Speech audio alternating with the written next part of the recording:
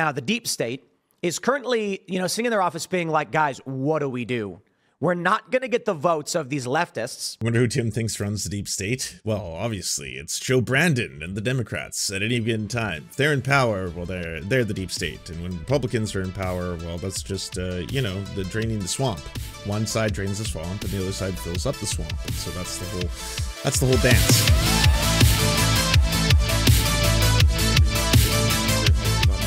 Where the Israeli Defense Forces reduced them to ruins. More than 300 bodies were reportedly discovered in a mass grave near the Nasser facility in Khan Yunis, Gaza. As eyewitnesses said, the Israeli soldiers executed civilians during their 2-week-long raid of the Al-Shifa hospital last month. Turk demanded an independent, effective, and transparent probe into the killings and mass graves. Given that the prevailing climate of impunity, this should include international investigations. Hospitals are entitled to very special protection under international humanitarian law, and the intentional killing of civilians, detainees, and others who are ordered to combat is a war crime away from combat in France. The IDF's destructive attacks on Nasser and Al-Shifa were part of a broader Israeli assault on Gaza's healthcare system. Analysis released Monday by the Save the Children found that the rate of monthly Israeli attacks on healthcare in Gaza since October has exceeded that of any other conflict around the world since 2018. The group estimated that Israel has launched an average of 73 attacks per month on healthcare in Gaza, and at least 433 attacks total since October. After 6 months of unmanageable horror, the healthcare system in Gaza has been brought to its knees. Healthcare workers are risking their lives daily to give Palestinian children a chance at survival. The constant attacks on healthcare are simply unjustifiable and must stop. Palestinian children must have an unimpeded access to services, including healthcare and education. The latest images of a premature child taken from the womb of her dying mother of the adjacent 2 houses where 15 children and 5 women were killed. This is beyond warfare. Every 10 minutes a child is killed or wounded. These are protected under the laws of war, and yet there are ones who are disproportionately paying the ultimate price in this war. Human Rights Office said that it's working to corroborate the reports. And this comes amid concerns that Israeli forces will launch a ground offensive on Gaza's southern city of Rafah. Our Deborah Pata is following the latest from Jerusalem. Deborah, good morning. For more than 2 months, Israel has threatened to send troops into Rafah despite U.S. advice to the contrary. But even without such an operation, it is still under daily bombardment. More explosions hit the tents of displaced Palestinians pressed up along the border with Egypt yesterday. Some of them had only just got there. Under pressure at home over U.S. policy on the war, Secretary of State Antony Blinken has insisted that America did not have double standards and said they were also investigating allegations of human rights abuses by Israel in Gaza. The U.S. is also looking at blacklisting the Israel Defense. They might want to tell all the spokesmen for the government not to continuously do that double take then, where it's like, hey, by the way, Russia has just committed a war crime, and they will rightfully call that war crime out and be like, this is absolutely horrifying. The things I've seen, I cannot unsee. I am forever changed by the horrors and atrocities that Russia is enacting upon Ukrainians. And then the next day it's like, hey, by the way, there's a mass grave discovered, 300 bodies, people apparently were tied up in zap straps and zip ties, and they were executed. We're talking civilians. This is pretty fucking bleak. What do you have to say? Oh, we're looking into it. We are going to be looking into it. I've been told that the IDF is going to be launching an internal investigation. Oh, that concluded. The IDF has launched an investigation. They found themselves no wrongdoing, apparently. So that's good. So yeah, what else you got? Across the country and around the world. As Israel's assault on Gaza enters its 200th day, Palestinian solidarity protests and encampments are spreading on college campuses across the United States, inspired by the Gaza Solidarity encampment at Columbia University. Here in New York, police raided a student encampment at New York University Monday night. Police arrested more than 150 people, including students and 20 faculty members. Earlier, 150 people. Student protesters, teachers, faculty members protesting, all showing solidarity. Beautiful to see the solidarity as well, to see the fact that the teachers eventually stepped out and marched with the students. Everyone, again, protesting genocide. And now you're seeing the, I guess, NYPD, state power being utilized to go after the people peacefully protesting genocide. That's where the state is positioning itself in this. On Monday, police at Yale University arrested 60 protesters, including 47 students who'd set up an encampment to demand the school divest from weapons manufacturers. At Columbia, the student encampment has entered its 7th day. On Monday night, about 100 Columbia student protesters and faculty took part in a Gaza Liberation Seder to mark the start of the Jewish holiday of Passover, or Pesach. On Monday, hundreds of Columbia professors held a mass walkout. This is Columbia history professor Christopher Brown. Thursday, April 18, 2024, will be remembered as a shameful day in Columbia's history. Were the students in any way disrupting the classes in the university or the business of the university? I mean, not really. I mean, in the sense that, you know, they got there pretty early in the morning, and very quickly NYU security guards decided to kind of barricade that area. So if anybody was disrupting, it was actually NYU security and not the students, because they were the ones who kind of set up all the barriers and would forbid students from whether they were coming for the encampment or just trying to get to class, would not actually let them access that way. So they had to kind of go all the way around and so on. And so there was very little movement in terms of, you know, letting people in or out.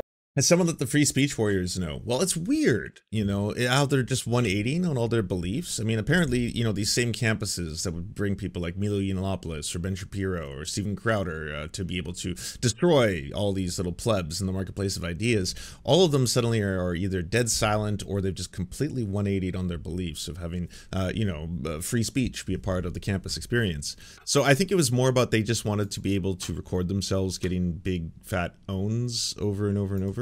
Well, let's hear from the occupation of universities continues. Occupation. Sort of. At NYU, they tried setting up another liberation zone for Gaza, and the police ended up going in and arresting 150 people the other day.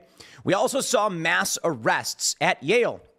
Things are getting particularly interesting as the new summer of love heats up. And the strange thing about this is that... Wait, hold on. So we've heard Tim Pool talk about this kind of stuff before, you know, facing the boot of the authoritarian fascists. He cares deeply about, you know, perhaps the abuse of state power, that kind of stuff. I think I still have one of them.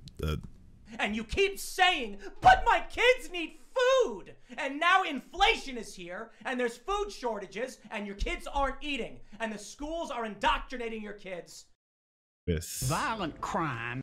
And so surely he's going to be on the side of the students who are protesting here. State Polytechnic University, people are barricading doors. They are attempting to create liberated or autonomous zones or occupations or whatever you want to call it. I just want to point out the irony and the hilarity of anti-Israel protesters screaming "end the occupation" while literally sorry. You think that's colonization? You think that's what that is? So here's what's happening is the protesters, they think that they're like fighting for liberation while they themselves are trying to colonize a university campus. Checkmate. Yeah. Forming occupations on property that is public and shared by or owned by others, but no one ever... It's owned by the university. Yeah, a lot of university campuses are also monstrously huge real estate owners. That's, yeah, it's the big thing. Accused these people of having any idea what they're actually trying to do. But of course, you may have seen the big news, and there's been a lot of controversy around this. There is one funny viral video where a woman's wearing a shirt that says Jew on it, and no one cares. But then there are other videos where a guy tried walking through Yale campus who happens to be wearing clothes that identifies him as a Jewish guy, and they block him and they won't let him in. I think the big thing we're seeing here, young people have no idea what is going on with this. What we're witnessing, my take after seeing everything, the totality of it all, is that young people just have no idea what the fuck they're doing. Yeah, they've been led astray, you know, all this social media, these TikToks, insidious TikToks have gotten into their brains. The woke mind virus has polluted their minds, and now they think that they're fighting, you know, anti-colonial efforts or whatever, when they themselves are the colonizers. They don't realize it, though. With Israel, with Palestine, it has become the cause. I'm losing my and I gotta say, I'm genuinely confused. We got the summer of love in 2020. This is the George Floyd protests. People are going around, they're smashing windows, they're fighting in the streets. They were... Wait, sorry, what? So if you're talking about the protests, the Black Lives Matter protests that came in the wake of the murder of George Floyd, those were overwhelmingly peaceful. Yeah, overwhelmingly. I know the media hyper-focused on the scary things, which was like, you know, burning targets and police stations on fire. And all of a sudden it was like there was complete chaos, even dare I say anarchy. Don't totally understand what it means, but I think it means Joker. So like Joker has happened. The whole society has been Jokerfied and everyone is now burning stuff in the streets. And it's like, so FBI reports came out about the totality of all the Black Lives Matter protests in the United States, I believe over 93%. And we're talking again about hundreds of thousands of people at different protests were peaceful protests. The narrative that they were overwhelmingly destructive or taking down society is one that obviously it really helps people who want to reinforce that we need more police to shut them down because things are very scary. There's, again, what's that word? Anarchy. Yes, Joker, I mean, Jokerification of society. We need to be able to crush them. Interesting. We're having this massive conflict in the Middle East. Once again, I should pause and say, we've been entrenched in conflict in the Middle East for 100+ years. There you go. How about that one? But recently, you've got Iran and Israel exchanging missile fire. Now, Iran says, no, it never happened. They don't want to escalate. But sure, we are dangerously close to an international confrontation. Iran never said that. What are you talking about? Russia says the U.S. better not intervene on Israel's behalf. Otherwise, they will intervene on Iran's behalf. And oh, boy, we do not want that to happen. There's a lot of other things. No, I'm sorry, but one of the big reasons why the United States doesn't want to go into direct war with Iran is that it would actually be pretty detrimental to a lot of their oil interests in the Middle East. And like there's a ton of U.S. military bases in a lot of other countries that if they were seen to suddenly directly align with antagonizing against Iran would, yes, definitely jeopardize their ability to continue to have military bases and operations in a lot of countries within the Middle East. And yes, it would be very destabilizing, but that's one of the bigger reasons why you can look towards the material reasons rather than simply, well, this is all the teams and here's the team sports and United States, good guys, they're on this side, on the other side, the bad guys, Russia, Iran, I guess China, we'll throw China in there too, why not? And so at any point, there's basically this conflict where it's like you could go to war, but at the end of the day, Russia's like, ooh, don't do that. Yeah, don't do anything to antagonize us. Things happening at the same time. But the fascinating thing is, overwhelmingly in the United States right now, people support Israel. I say overwhelmingly, but the majority of people are pro-Israel. You've got probably the majority of Republicans, not the MAGA base. I don't know if the MAGA base is majority in favor of Israel, but most Republicans and most Democrats. I do think it's generational, however. I think there's enough American elections that have taken place during the primaries already that have shown that there's a lot of people who have stated that, yes, I am going to vote uncommitted in that I'm not going to vote for Donald Trump. I don't want to support Donald Trump. I would normally support a Democrat in this election. But yes, I guess you could say genocide is an issue that I can't get past. And so you have to, well, you get a choice. You either get to have Trump help get elected or you can reverse course on this issue. Massive unrest that we're seeing at all these universities where they're outright saying they don't like Israel and the occupation. There's a video of a woman screaming, "We are Hamas." Like, it's crazy the stuff that some of these people are chanting. Yeah, it's wild that when you have thousands of human beings and, you know, the potential for, you know, people who may not actually support the cause to go into a cause and announce whatever they want. Sometimes you'll get people who say things that the actual people throwing the protests themselves don't agree with or aren't a part of. That can happen. You can also have bad actors. You can have people who show up and say extremist things in order to have the entire thing tarnished as being deeply anti-Semitic. When there are Jewish organizations who are behind a lot of these protests, Jewish Voices for Peace, Jews Against War, if not now org, a lot of these organizations, it seems really messed up to continuously say that the purpose of these protests is anti-Semitism, when again, a lot of them are being organized and participated in by a lot of Jewish students themselves. Long live Hamas. There's an Arabic slogan they're chanting that says Palestine is Arab or something like that, which is basically like, you know, the left says from the river to the sea, Palestine will be free. But in Arabic, they just say the whole country is Arabic. It means something a bit different. I don't see this going the same way as BLM. With Black Lives Matter, you had moderate liberals being like, but we oppose racism. So this is for justice. What now? Many moderates are going to say, but Israel's our ally. Democrats are massively in support of Israel. The deep state is between a rock and a hard place. Now, to be fair, Democrats love waving Ukraine flags. They want to fund Israel, Ukraine, and the MAGA Republicans in Congress do not want to fund either. So I have to imagine right now. I mean, you pretty much just point towards the voting records that just took place on a number of funding bills. It wasn't overwhelmingly that Republicans were not looking to fund any overseas military packages. That's just simply not true. You might want to talk to Mike Johnson about this one. Now, the deep state is currently, sitting in their office being like, guys, what do we do? We're not going to get the votes of these leftists who hate Israel. And the right doesn't want to fund foreign war, but they're actually still recognize Israel's existence and its right to defend itself. Vivek Ramaswamy made this point that Israel can defend itself. It exists, but, they can pay for it. So who do you back? I can't imagine. And far be it from me to know actually what's going on behind the scenes. But I feel like if you... I wonder who Tim thinks runs the deep state. Well, obviously, it's Joe Brandon and the Democrats at any given time. If they're in power, well, they're the deep state. And when Republicans are in power, well, that's just, the draining the swamp. One side drains the swamp and the other side fills up the swamp. And so that's the whole dance. You got to go back and forth over and over on it. You're an intelligence agency right now and you're concerned about the conflict in Israel and you want to support Israel. You can't go with Joe Biden. Joe Biden is trying to court leftists who won't vote for him. To be fair, you may be thinking, yeah, we literally don't care who supports what. The Democrats, no matter who votes for them, will always turn around and support Israel. In which case, yeah, it may then go to Joe Biden, I suppose. The funny thing about AOC is that she's this radical progressive leftist. She's very critical of Israel. She gets elected and then she's, well, it's a very nuanced issue, I suppose. Do you suppose?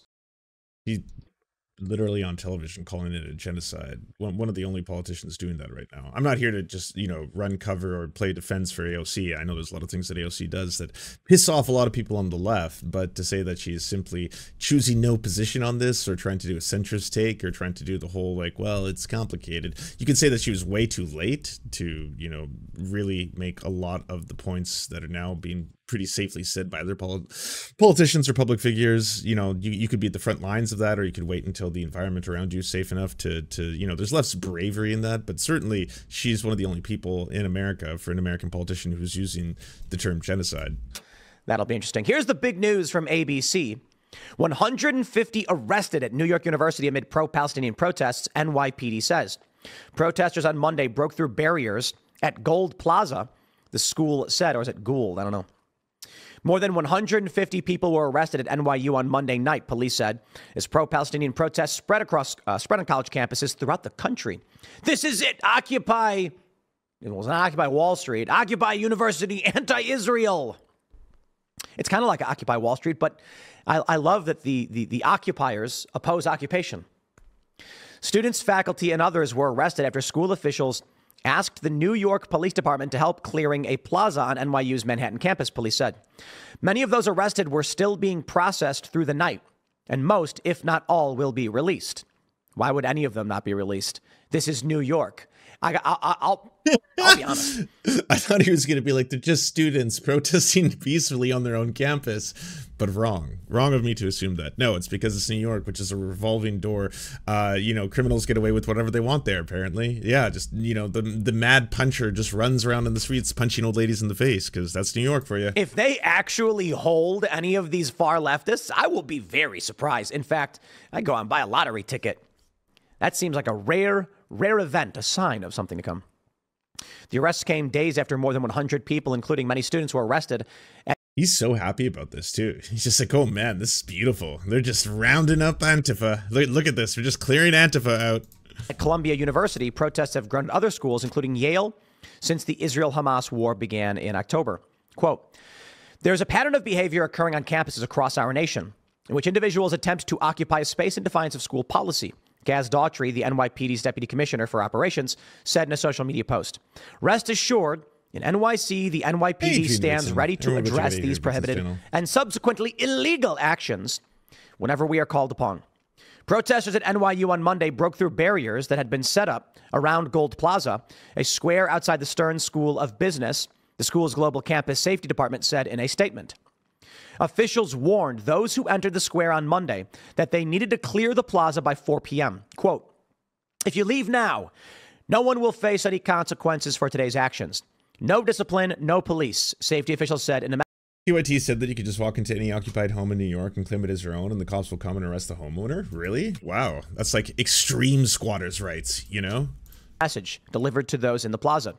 That message is it just like a whole bunch of unhoused people like Naruto running into like, you know, these really nice homes and apartments, and like the owner's like, no, and then like if they make it to the front door first, the cop's like, sorry, they own it now. Yeah, it's just how the system works here in New York. It's was wild. Also shared in the university. Now my question here for these protesters barricading the doors is, what will this accomplish? So they barricade the doors of the university. The police then bang on those doors. You're talking about it. That would be probably the point of a lot of, you know, either nonviolent resistance, direct action, that kind of stuff, is that all of a sudden it makes a headline. All of a sudden people who would normally wouldn't talk about it or get to ignore it have to have a conversation about it. Even if that conversation is ridiculous, even if you're trying to be like, well, I mean, they say that they're anti-colonization while they themselves are colonizing a university campus here. But you're still talking about it, right? There's still a discussion that has been had where you can't ignore this problem. What is the outcome of this? They will be arrested? I mean, for real, like, there is no outcome in any way that impacts Israel or Palestine. It's nothing. Why do anything at all, ever? Honestly, why ever go to a rally? Why attend a protest? Why donate to anything? Why do direct action? Why call your politicians? Why try to do your own kind of elections? Why run in a local campaign? Why do anything? Why unionize? Why form a worker co-op? Why work? Why live? Why try anything? It will always have zero effects. And I can agree with like how it feels sometimes very futile, especially as an individual, to watch what is taking place around the world, especially when there's a genocide taking place and you're funding it, your tax dollars are going towards it, and hey, it's tax season, so it's coming around that time where if you are an American citizen, you're probably wondering, yeah, I'm gonna have to pay thousands of dollars in taxes this year. How much of that is going towards this ongoing ethnic cleansing? Is it gonna be $20 of my paycheck, $100 of my paycheck? Who knows? It might feel hopeless, but it's like any other movement or any other civil rights movement, right? I'm sure for a very long time, apartheid in South Africa, for people who were witnessing it from the West, thought that the entire thing could be hopeless. And a lot of people may have been saying, you know, is there even a point in doing boycotting or divestment or sanctions? Will there be any actual results that come from any of that? Can we even really, you know, try and protest things that are taking place in other countries of which we don't have, you know, any kind of direct say in? I guess they want press attention, which will then signal to... I did want to say this. Dear Cornell undergraduates, today the Cornell undergraduate student body voted by a ratio of 2-1 with 46.77% participation to call for a permanent ceasefire in Gaza and to divest from the following weapon manufacturers: BAE Systems, Boeing, Elbit Systems, General Dynamics, L3 Harris Technologies, Leonardo, Lockheed Martin, Northrop Grumman, RTX, and ThyssenKrupp. Howdy everybody. I just wanted to let you know that for the cost of a cup of coffee, you can unlock bonus uncensored episodes of Mind Explosions by going to patreon.com/theserfs. Our videos couldn't exist without your support, and all our content is released early to our Patreon subscribers, as well as a ton of extra content you can't get anywhere else. Please like, subscribe, and thumbs up this channel. And if you're feeling extra perky, share it anywhere you think people would like to see or learn from our videos. Thank you so much for watching, everybody. We first want to give a shout out to everyone who makes this show possible. This program is produced thanks to the generous support of our Patreon supporters: Anna Loves Riley, Arian McCarthy, Cheryl Alvarez, Comrade Junkie, Doug Caddy, Everything Important, Hagbar Celine, Jimmy Sombrero, Multimondi, Omni, Peanut Butter Blondie, Political Poppy, Preston Kroll, Quiet 185, Richard Bomey, Riley and Anna, Roller Dragon, Ruby, Cernicus, Stellar Gwyn, Sebastian Demmel, Travis McClinton, and Words Greenwood. As well as every other person you see on the screen right now, this show would not be possible without them. And if you want to join these wonderful people who make this entire program possible, simply go to patreon.com/theserfs and you can unlock uncensored and bonus episodes and, you know, help us exist.